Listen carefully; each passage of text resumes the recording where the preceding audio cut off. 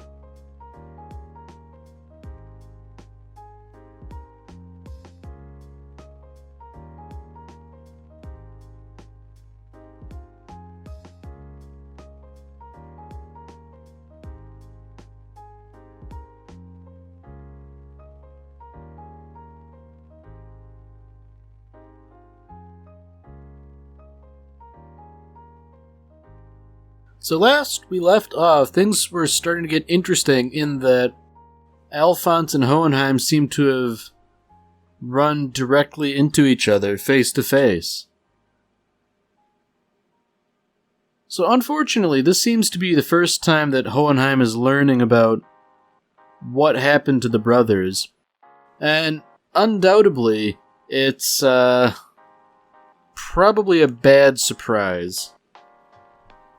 I mean, fortunately, he's not admonishing them or doing anything like that. He's just sort of getting on with the work he's been doing in the town. But I'd imagine Alphonse is kind of trepidatious about how to move forward here.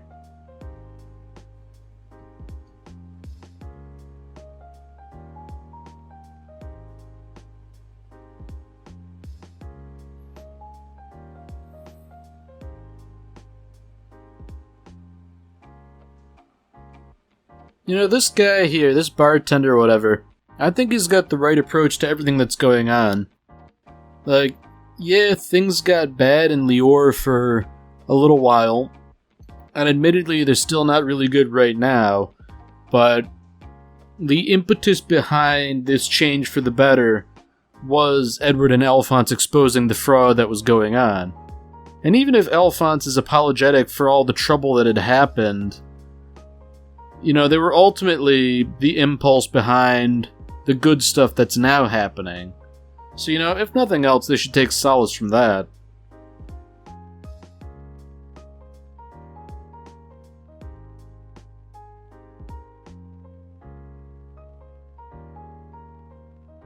You know, I think this is a nice little, I guess you'd call it an interaction here. The townsfolk in Lior are trying to, like, get Hohenheim to talk to his kid, you know? It's like, you know, we weren't interrupting, were you? Wasn't this, you know, important? You don't have to help us rebuild. But Alphonse is willing to just, you know, dive right in and start helping. You know, carrying, like, a bundle of timber that two people had to carry before.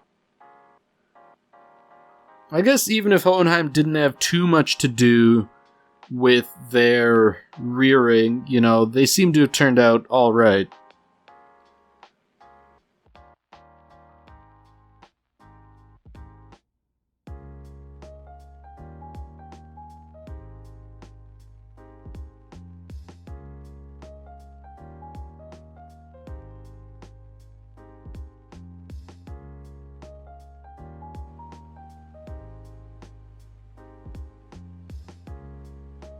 So now the plot's, I guess it's kind of, deviating a little bit from what Ed and Alphonse were normally up to.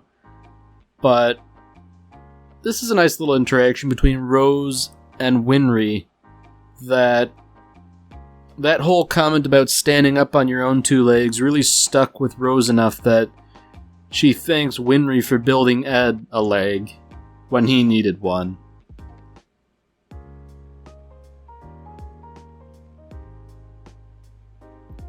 I think it's also nice that, considering all the bad things that happen, Rose is still pretty put together. You know, it takes a lot to sort of pick yourself up after all the horrible things that had happened.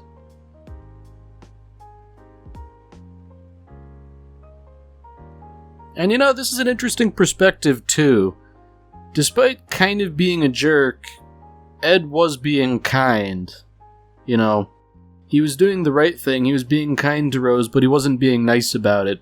Because it's not exactly a distinction that I think comes naturally to the English language, but nice and kind are two very different things. And, you know, that difference isn't always clear, but I think Edward's actions sort of show the difference between being nice and being kind. So now we cut to this poor unfortunate Chimera. He seems to be digging into the bowels of Central. If I had to guess, probably right around where they have that immortal army. And you know, that's another thing. That was a big bombshell they dropped right at the end. Like, you know, hey, it turns out we do have this big immortal army. Isn't that something? You know, creating humans isn't bad because it affronts God. It's bad because you don't want ordinary people raising their own armies. And that's just a real cynical thing to say, I would think. That, you know, it doesn't matter if we're transgressing against God. You know, that's not the bad thing. The bad thing is that you might depose the government that I like. And you know, the way this guy talks about them, that they're mindless and obedient and perfect soldiers, it really seems like that's mostly wishful thinking, because something that is mindless, I would think by definition could not be a perfect soldier, because, you know, I have no experience in the army or anything like that, but I think I know enough to know that while yes, you do have to follow orders, you also have to be able to think on your own, and, you know, if stuff starts rocketing towards the fan, you know, sometimes you have to come up with your own solution to events. And if you don't have a mind, you can't do that.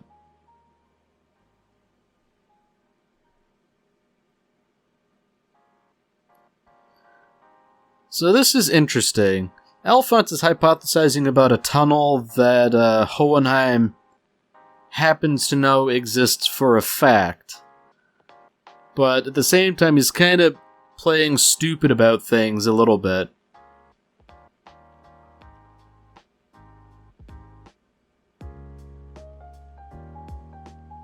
Yeah, Alphonse is really spilling the beans here about everything.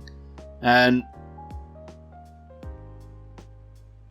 yeah, once again, here you have that little thing where Hohenheim's like, you know, I might actually be a villain. And, you know, he does a pretty good job of being convincingly sinister. Although, you know, it is an act. You know, he's just sort of playing it up like, you know, you have no real reason to trust me, but you are. I'm flattered as a father.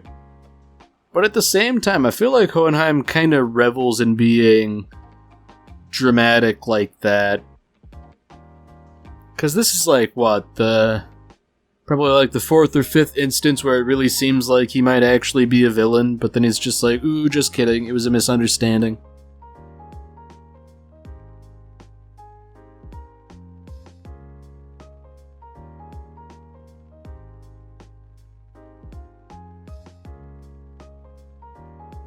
So, you know, I'm not sure exactly how much time has passed recently, but it does seem that Edward is actually missing. And now, this big gorilla chimera here is, withdrawing money on behalf of Edward. Things are getting interesting.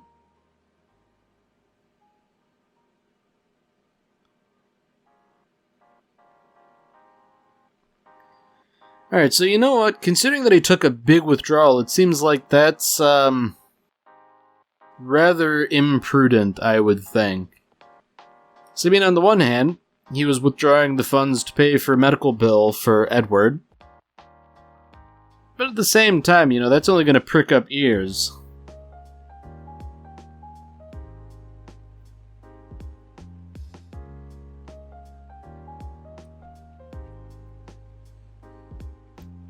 You know, Darius, as his friend called him, makes a good point. You know, they have no guarantee besides the money that these back alley doctors are going to keep their mouths shut.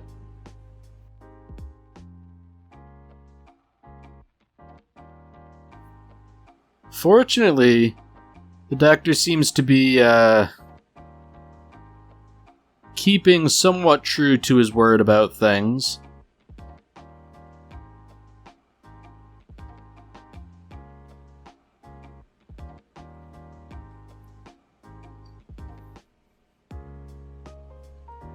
Yeah, it seems like things are getting rather dicey.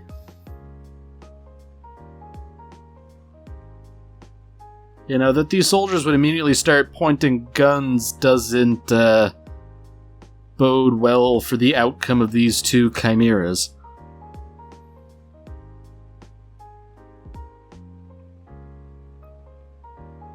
Oh. It seems like Edward has put on the absolutely masterful disguise of not having braided his hair. And you know what? Against all odds, it seems to have been enough to sort of fool that soldier. Although, to be fair, he probably has never seen Edward anyways, therefore such a simple disguise would probably fool him. I mean, disguise might even be too strong a word for it. For all we know, Edward was just feeling lazy about braiding his hair. I mean, it hardly matters anymore, considering how handily he accosted and neutralized all these soldiers.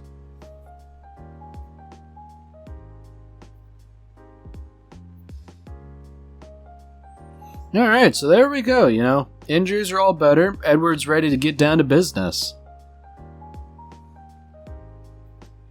Now, I feel like, given the context of everything, you know, Edward being missing and then now recovering from his injuries, it seems like he's been out of action for, I would think, a couple days to a couple weeks. You know, for all we know, he just healed super quick, 'cause that's kind of an anime trope. You know, the main character heals from injuries quickly for unknown reasons. And they're still just mistaking him for an ordinary person.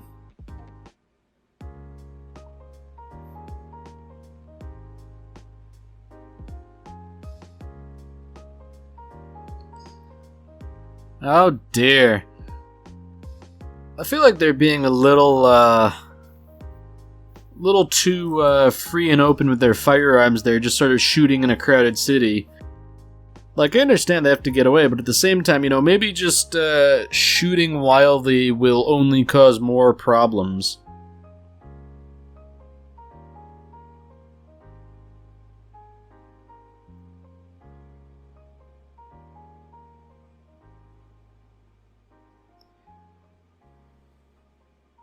You know, it's kind of hard to tell, but I think in that last little scene right there, one of those cars was CG. And that's interesting because it seems like only when like the entire car is in frame is it CG, and otherwise it's traditionally drawn. But the CG's not that jarring, you know, it seems to fit in pretty well, and I have to say I appreciate the sparing use of CG when appropriate, you know. It's definitely something that can look really out of place and really ugly, but if you're very careful about how you use it, it's definitely an asset that can save on, you know, budget and time and labor.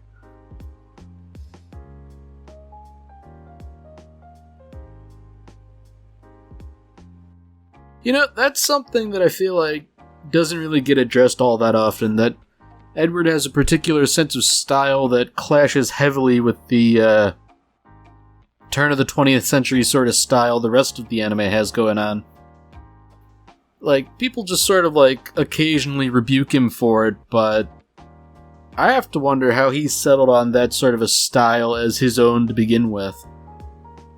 Culturally speaking, that is. You know, I feel like that's... maybe an anachronism is too strong a term for it, but it's definitely... I don't know, kind of weird. Not big enough to truly complain about, but just something that makes me scratch my head a little bit.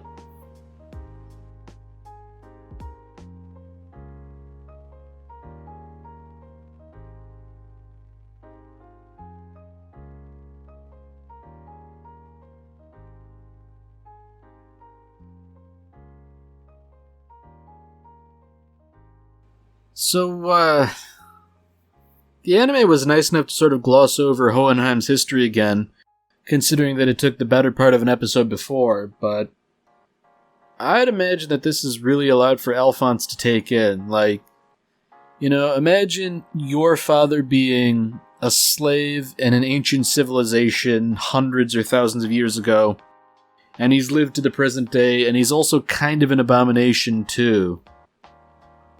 But, you know, Alphonse makes a good point. You know, he's not much better in terms of what he's like these days. So they're both kind of freaks of nature.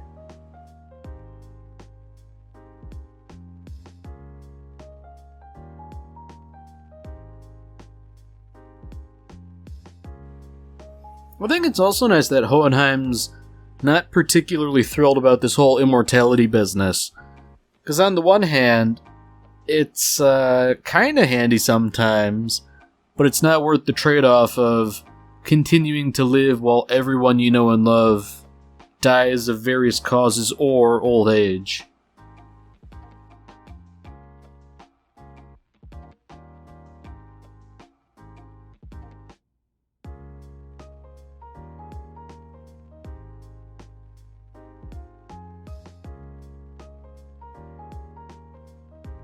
So I think this is a rather apt analogy for what's going on.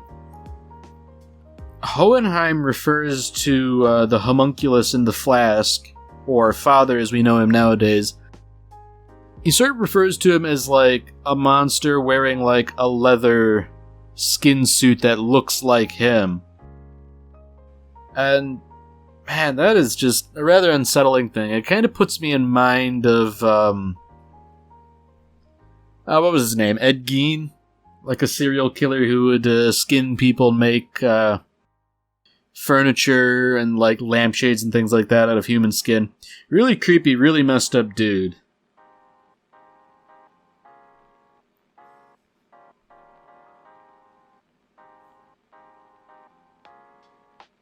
Alright, so the plot's getting a little bit thicker.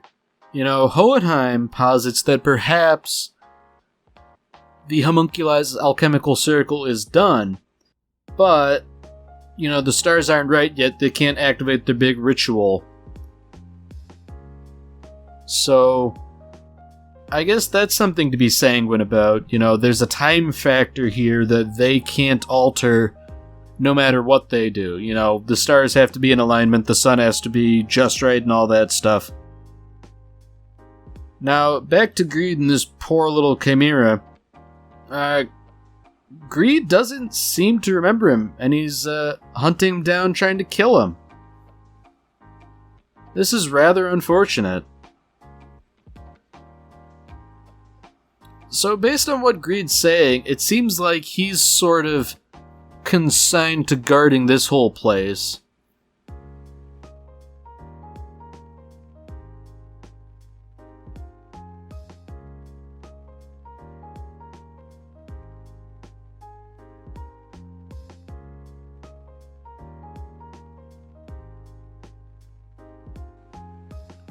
So this is an interesting sequence here. You know, Greed's little spiel is being repeated back to him, and his erstwhile minion is not really grasping the full severity of the situation. You know, he seems to think that, you know, there's no way Greed could have forgotten about him. But at the same time, you know, he's not willing to spare him long enough to figure things out.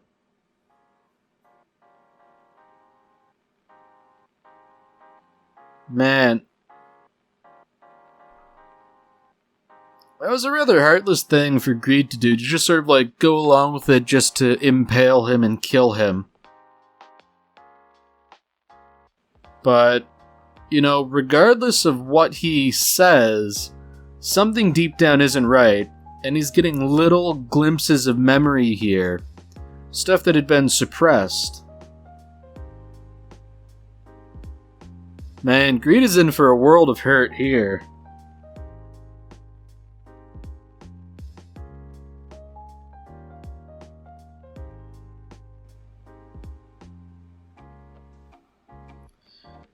So Ling is sort of taking this opportunity to really just kick him while he's down, you know.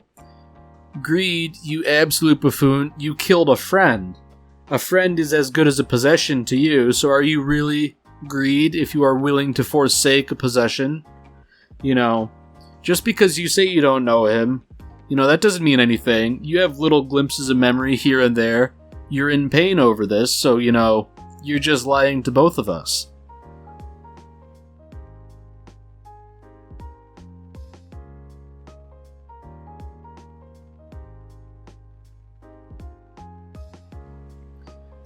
So it seems like this is going to be a bit of an inflection point here.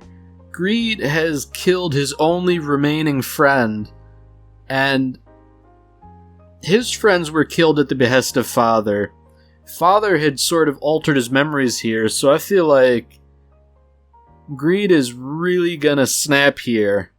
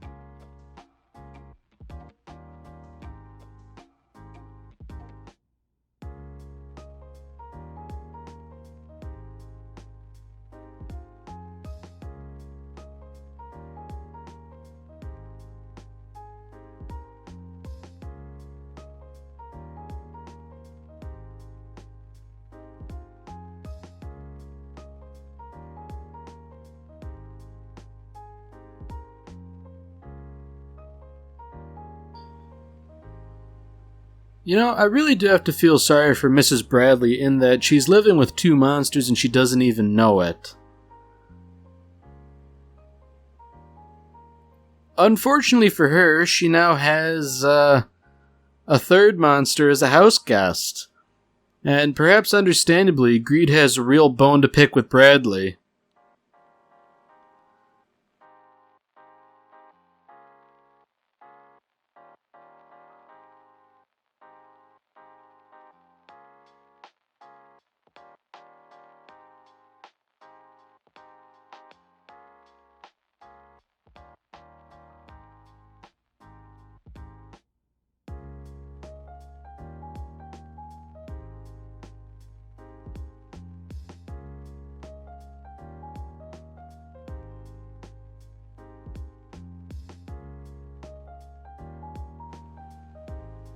Alright, well that's it for this episode. If you've enjoyed it, then by all means, tune in for the next one. See you, Space Cowboy.